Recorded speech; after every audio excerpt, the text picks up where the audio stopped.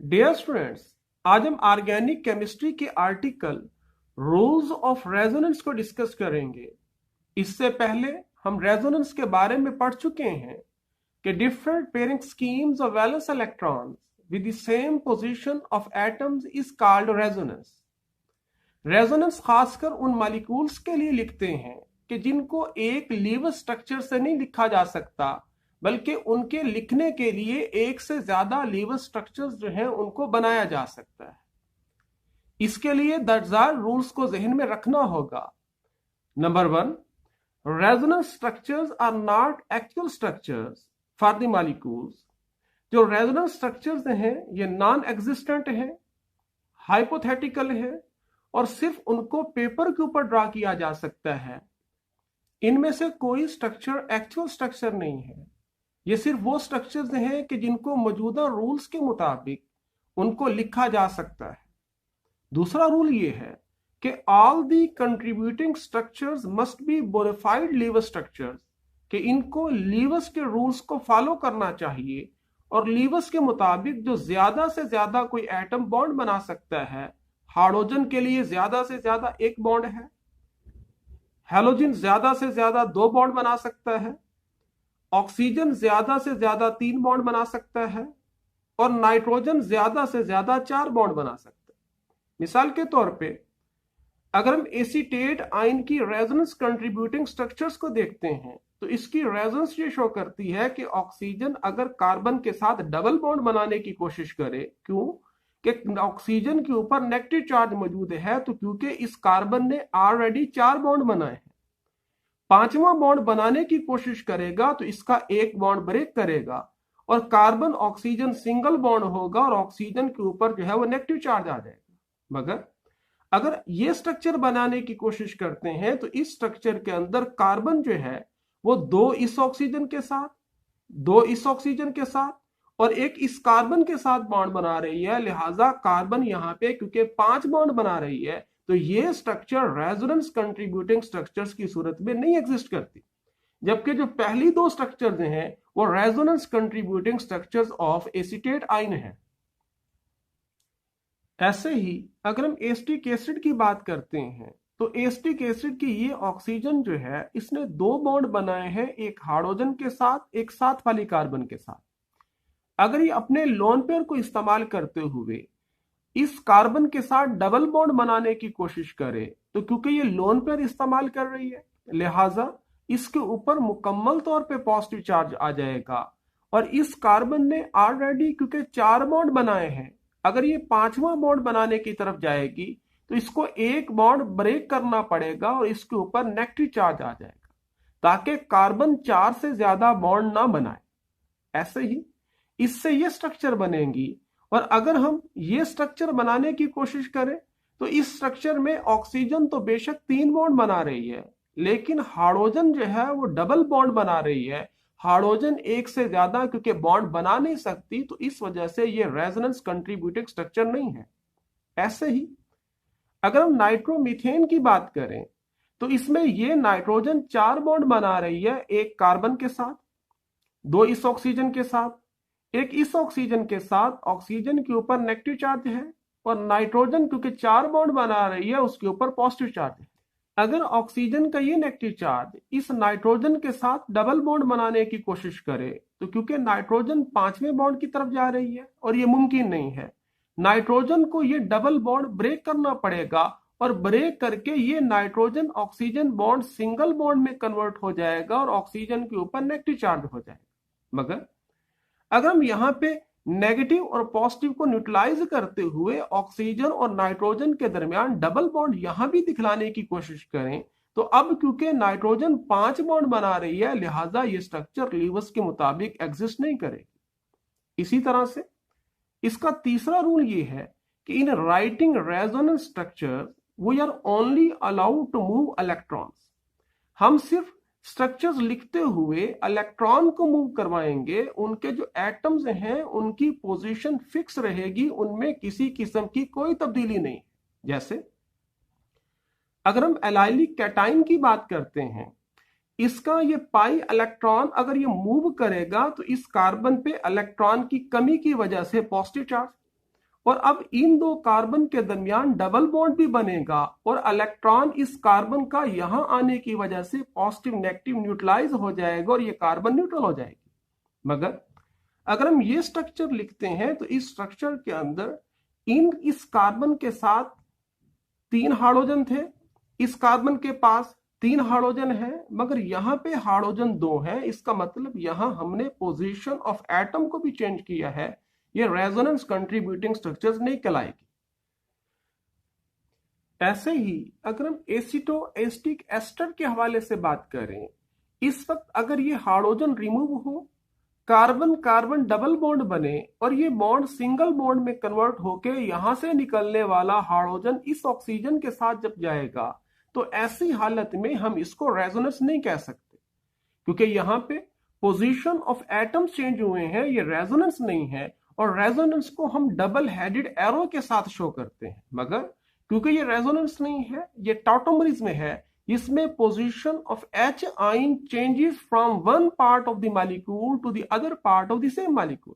लिहाजा इसको हम जो है इस तरीके की एरो से लिखते हैं और ये रेजोनेंस नहीं कहलाएगी। इसी तरह से अगर हम इसके चौथे रूल की बात करते हैं कि all canonical forms must have same number of unpaired electrons. अगर हम 1,3 ब्यूटाडाइइन की बात करते हैं तो इसमें डबल बॉन्ड मौजूद है और साथ सिंगल बॉन्ड भी मौजूद है। इसमें किसी किस्म का कोई अनपेयर्ड इलेक्ट्रॉन मौजूद नहीं है। अगर हम इसकी रेजोनेंस कंट्रीब्यूटिंग स्ट्रक्चर्स बनाएं, ये इलेक्ट्रॉन शिफ्ट इधर हो, यहां पे डबल बॉन्ड बने और इस कार्बन के ऊपर इलेक्ट्रॉन की कमी की वजह से पॉजिटिव चार्ज आ जाएगा और अगला बॉन्ड शिफ्ट होकर जब यहां पे आता है तो यहां पे नेगेटिव चार्ज हो जाएगा। इसमें कोई शक नहीं है कि इसमें नंबर ऑफ बॉन्ड्स की कमी आई है, मगर यहां पे इलेक्ट्रॉन पेयर मौजूद है, अनपेयर्ड इलेक्ट्रॉन नहीं है। मगर अगर हम ये स्ट्रक्चर लिखते हैं, इस स्ट्रक्चर में यहां भी अनपेयर्ड इलेक्ट्रॉन मौजूद है, इस कार्बन के पास भी अनपेयर्ड इलेक्ट्रॉन मौजूद है और इसके रूल्स में यह है कि अनपेयर्ड इलेक्ट्रॉन की तादाद सेम रहनी चाहिए। इन दो स्ट्रक्चर्स में किसी किस्म का कोई अनपेयर्ड इलेक्ट्रॉन मौजूद नहीं है, मगर यहां क्योंकि 2 अनपेयर्ड इलेक्ट्रॉन मौजूद हैं तो इसका मतलब ये रेजोनेंस कंट्रीब्यूटिंग स्ट्रक्चर नहीं है।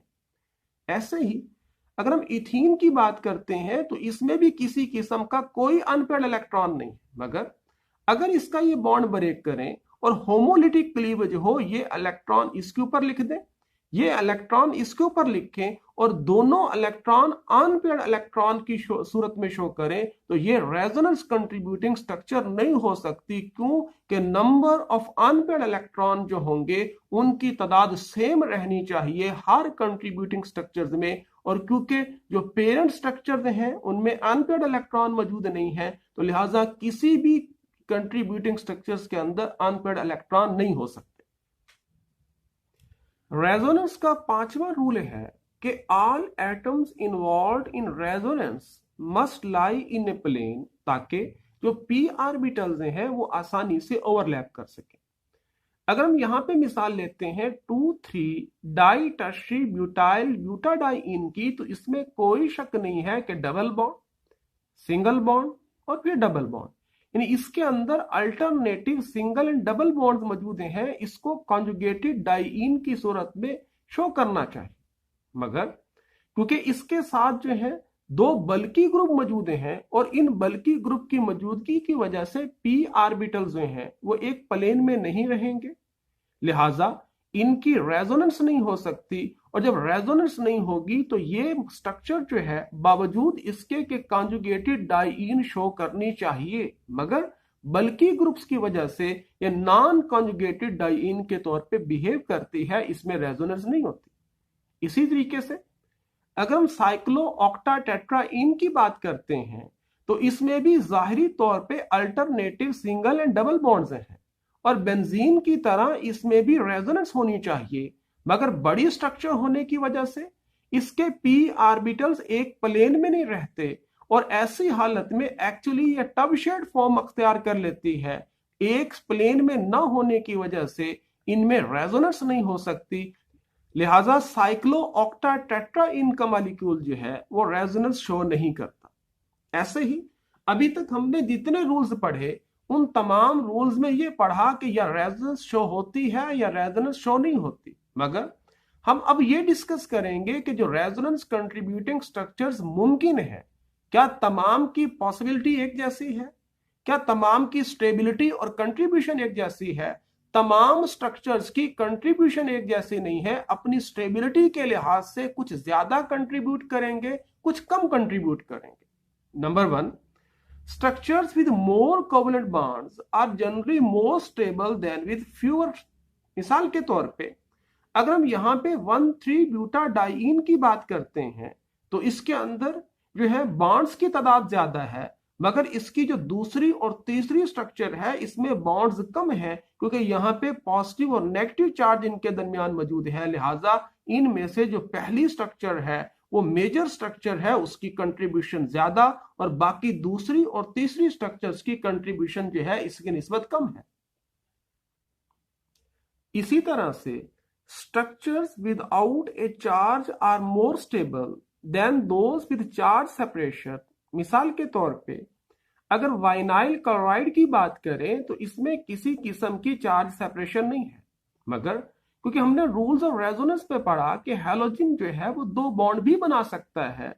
अगर क्लोरीन अपने लोन पेयर को इस्तेमाल करते हुए यहाँ पे क्लोरीन और कार्बन के दरमियान डबल बॉन्ड बनाए तो ये बॉन्ड ब्रेक करेगा और ये इलेक्ट्रॉन शिफ्ट होके इस कार्बन के ऊपर आएंगे और नेगेटिव चार्ज की सूरत में शो करेंगे। इस स्ट्रक्चर के अंदर चार्ज सेपरेशन नहीं है, मगर इस स्ट्रक्चर के अंदर चार्ज सेपरेशन मौजूद है। यही वजह है कि ये मेजर कंट्रीब्यूशन है, जबकि इसके मुकाबले में ये स्ट्रक्चर जो है इसकी महज सिग्निफिकेंट कंट्रीब्यूशन है, मेजर स्ट्रक्चर नहीं है। अगर हम इस मॉलिक्यूल की बात करें तो इसमें चार्ज सेपरेशन नहीं है। नाइट्रोजन लोन पेयर का इस्तेमाल करते हुए कार्बन नाइट्रोजन डबल बॉन्ड बनाएगा और ये बॉन्ड शिफ्ट होके इस कार्बन के ऊपर आएगा, यहाँ पे मुकम्मल नेगेटिव, और नाइट्रोजन के ऊपर पॉजिटिव चार्ज। लिहाजा ये मेजर कंट्रीब्यूशन है और ये महज सिग्निफिकेंट कंट्रीब्यूशन है। ऐसे ही इस स्ट्रक्चर में भी वही मामला है कि इसमें चार्ज सेपरेशन है और इसमें चार्ज सेपरेशन नहीं है। ऐसे ही अगर हम एनिलीन की बात करते हैं तो एलिनीन के ये दोनों स्ट्रक्चर्स ऐसे हैं जिनमें चार्ज सेपरेशन नहीं है, मगर अगर हम यहाँ पे देखें तो नाइट्रोजन अपने लोन पेयर का इस्तेमाल करते हुए नाइट्रोजन कार्बन डबल बॉन्ड बनाएगा और ऐसी हालत में बॉन्ड ब्रेक करके नेगेटिव चार्ज कभी आर्थो पोजीशन पे, कभी पैरा पोजीशन पे और कभी दोबारा दूसरी आर्थो पोजीशन पे आएगा। लिहाजा ये तीनों स्ट्रक्चर्स जिनमें चार्ज सेपरेशन मौजूद है इनकी इंपॉर्टेंस कम है as compare to these two structures which have no charge separation. ऐसे ही greater the charge separation the less the stability. मिसाल के तौर पे अगर हम 1,3-ब्यूटाडाइईन की इस रेजोनेंस कंट्रीब्यूटिंग स्ट्रक्चर्स के हवाले से बात करें तो इसमें पॉजिटिव और नेगेटिव चार्ज 2 साथ साथ कार्बन पे मौजूद है, जबकि इस केस में पॉजिटिव और नेगेटिव चार्ज 2 कार्बन के दरमियान है जिनके दरमियान डिस्टेंस ज्यादा है। जितनी इनके दरमियान सेपरेशन ज्यादा होगी उतनी इसके स्टेबिलिटी के कम चांसेस होंगे, और जितनी इनके दरमियान सेपरेशन कम होगी उतनी इसकी स्टेबिलिटी के चांसेस ज्यादा होंगे। यही वजह है कि 1,3-ब्यूटाडाइईन की ये रेजोनेंस कंट्रीब्यूटिंग स्ट्रक्चर ज्यादा स्टेबल है as compare to this one. इसी तरह से अगर 2 लाइक चार्जेस साथ साथ एटमों पे मौजूद होंगे तो उसके पाए जाने के चांसेस भी ना होने के बराबर होंगे। मिसाल के तौर पे अगर ग्लाइऑक्सल के हवाले से बात करते हैं, ये इलेक्ट्रॉन अगर शिफ्ट होके इस ऑक्सीजन के ऊपर आता है तो इस कार्बन पे इलेक्ट्रॉन की कमी की वजह से पॉजिटिव चार्ज, जबकि इस ऑक्सीजन पे इलेक्ट्रॉन के इजाफे की वजह से नेगेटिव चार्ज होगा। ऐसे ही अगर इस कार्बन का ये बॉन्ड भी ब्रेक करके ऑक्सीजन की तरफ जाएगा तो यहां भी ऑक्सीजन पे इलेक्ट्रॉन के इजाफे की वजह से नेगेटिव और कार्बन पे इलेक्ट्रॉन की कमी की वजह से पॉजिटिव चार्ज होगा। लिहाजा यहां पे पॉजिटिव चार्ज क्योंकि साथ साथ कार्बन के ऊपर मौजूद हैं तो इसके पाए जाने के चांसेस तकरीबन ना होने के बराबर है। इसी तरह से structures with A negative charge on a more electronegative atom are more stable than those in which the negative charge is on a less electronegative atom। मिसाल के तौर पे अगर हम इस स्ट्रक्चर की बात करें तो यहाँ पे नेगेटिव चार्ज जो है वो ऑक्सीजन के ऊपर है और ऑक्सीजन की इलेक्ट्रोनेगेटिविटी जो है वो कार्बन से ज्यादा है। अगर रेजोनेंस के जरिए ऑक्सीजन इस कार्बन के साथ डबल बॉन्ड बनाने की कोशिश करे, इस कार्बन ने ऑलरेडी क्योंकि 4 बॉन्ड बनाए हैं, 5वां बॉन्ड बना नहीं सकती, और अगर 5वां बॉन्ड बनाने की कोशिश करेगी तो एक बॉन्ड इसको ब्रेक करना पड़ेगा ताकि इसके 4 बॉन्ड जो है वो बरकरार रहें। ऐसी हालत में ये इलेक्ट्रॉन शिफ्ट होके इस कार्बन के ऊपर आएगा और कार्बन के ऊपर जो है वो नेगेटिव चार्ज हो जाएगा। जबकि जब ये नेगेटिव चार्ज इसके ऊपर होगा तो अब क्योंकि negative charge less electronegative atom के ऊपर आ रहा है तो इस वजह से इसकी स्टेबिलिटी के चांसेस कम होंगे, जबकि इसकी स्टेबिलिटी के चांसेस ज्यादा है। यही वजह है कि ये स्ट्रक्चर ज्यादा स्टेबल है जबकि इसकी निस्बत ये स्ट्रक्चर जो है कम स्टेबल है। ऐसे ही equivalent resonance structures make equal contribution to the resonance hybrid, यानी जो स्ट्रक्चर्स एक जैसी होंगी उनकी कंट्रीब्यूशन भी एक जैसी होगी। जैसे 1,3-ब्यूटाडाइईन की ये दूसरी और तीसरी जो रेजोनेंस कंट्रीब्यूटिंग स्ट्रक्चर्स है ये बिल्कुल एक जैसी हैं, सिवाय इसके कि एक साइड पे जहां पॉजिटिव चार्ज है दूसरी स्ट्रक्चर में नेगेटिव, और जहां पे नेगेटिव चार्ज है दूसरी स्ट्रक्चर में वहां पे पॉजिटिव चार्ज है।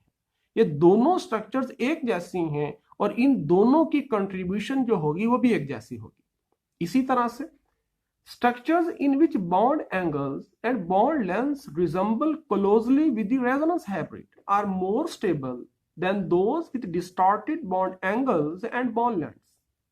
मिसाल के तौर पे अगर हम बेंजीन की बात करते हैं तो ये बेंजीन की कैकूल स्ट्रक्चर है जिसमें डबल बॉन्ड साथ साथ वाली कार्बन के एटमों के दरमियान मौजूद है, ये ज्यादा स्टेबल है।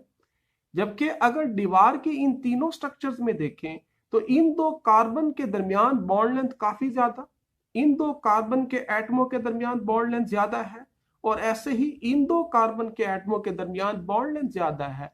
यही वजह है कि इनकी कंट्रीब्यूशन कम है जबकि ये स्ट्रक्चर्स जो हैं इनकी कंट्रीब्यूशन जो है वो ज्यादा है।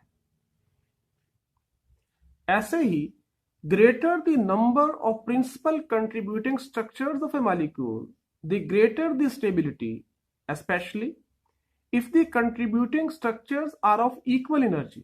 मिसाल के तौर पे nitrate ion is more stable then nitrite ion. Nitrate ion के अंदर इसकी 3 रेजोनेंस कंट्रीब्यूटिंग स्ट्रक्चर्स बनती हैं और तीनों हर लिहाज से एक जैसी हैं, तीनों की इंपॉर्टेंस एक जैसी है। लिहाजा एक केस में ऑक्सीजन के ऊपर नेगेटिव चार्ज है और अपने नेगेटिव चार्ज का इस्तेमाल करते हुए अगर वो नाइट्रोजन के साथ डबल बॉन्ड बनाती है तो क्योंकि नाइट्रोजन ने ऑलरेडी 4 बॉन्ड बनाए हैं, 5वें बॉन्ड बनाने की कोशिश करेगी तो ये इसका एक बॉन्ड ब्रेक करेगा और नेगेटिव चार्ज इस ऑक्सीजन के ऊपर आ जाएगा, और ऐसे ही इसकी तीसरी स्ट्रक्चर भी ऐसे ही है। इसी तरह से अगर हम नाइट्राइट आयन की बात करते हैं तो उसमें ऑक्सीजन अपने नेगेटिव चार्ज का इस्तेमाल करते हुए नाइट्रोजन के साथ डबल बॉन्ड बनाएगा और ये बॉन्ड टूट के इस ऑक्सीजन के ऊपर आएगा। लिहाजा यहां भी नाइट्रोजन के 3 बॉन्ड जो होंगे वो बरकरार रहेंगे, मगर यहां पे 3 रेजोनेंस कंट्रीब्यूटिंग स्ट्रक्चर्स एक जैसी हैं जबकि नाइट्राइट के अंदर 2 स्ट्रक्चर्स इक्विवेलेंट हैं। यही वजह है कि स्ट्रक्चर ज्यादा होने की वजह से nitrate ion is more stable as compared to nitrite ion. Similarly, acetate ion is more stable than acetic acid. Acetic acid जो है इसकी ये ऑक्सीजन अपने लोन पेयर को इस्तेमाल करते हुए कार्बन के साथ जब डबल बॉन्ड बनाएगी तो ये डबल बॉन्ड ब्रेक होगा और ऑक्सीजन के ऊपर नेगेटिव चार्ज होगा और अब इस ऑक्सीजन और कार्बन के दरमियान सिंगल बॉन्ड रह जाएगा और इससे ये रेजोनेंस कंट्रीब्यूटिंग स्ट्रक्चर बनेंगी। ये 2 स्ट्रक्चर्स बनाएगा मगर इसमें चार्ज सेपरेशन नहीं है और दूसरी स्ट्रक्चर के अंदर चार्ज सेपरेशन मौजूद है। दोनों स्ट्रक्चर एक जैसी नहीं है, इसकी कंट्रीब्यूशन कम और इसकी कंट्रीब्यूशन ज्यादा है। मगर अगर हम एसीटेट आयन के हवाले से बात करते हैं तो इसमें जब ये नेगेटिव चार्ज वाली ऑक्सीजन इस कार्बन के साथ डबल बॉन्ड बनाएगी तो ये कार्बन खुद ब खुद अपना एक बॉन्ड तोड़ देगा और कार्बन ऑक्सीजन सिंगल बॉन्ड और ऑक्सीजन के ऊपर नेगेटिव चार्ज आ जाएगा। यहाँ पे दोनों रेजोनेंस कंट्रीब्यूटिंग स्ट्रक्चर जो है वो एक जैसे हैं। दो स्ट्रक्चर यहाँ पे भी बन रही हैं, दो स्ट्रक्चर्स एसिटिक एसिड की सूरत में बन रही हैं, मगर एसिटिक एसिड की दोनों रेजोनेंस कंट्रीब्यूटिंग स्ट्रक्चर जो है वो एक जैसी नहीं है। यही वजह है कि इसकी स्टेबिलिटी कम है, और यहाँ पे दोनों स्ट्रक्चर एक जैसी हैं, इनकी स्टेबिलिटी ज्यादा है। इसी वजह से एसिटिक एसिड जो होगा वो बतौर एसिड काम करता है, अपने H आयन को लूज करके एसिटेट आयन बनाता है।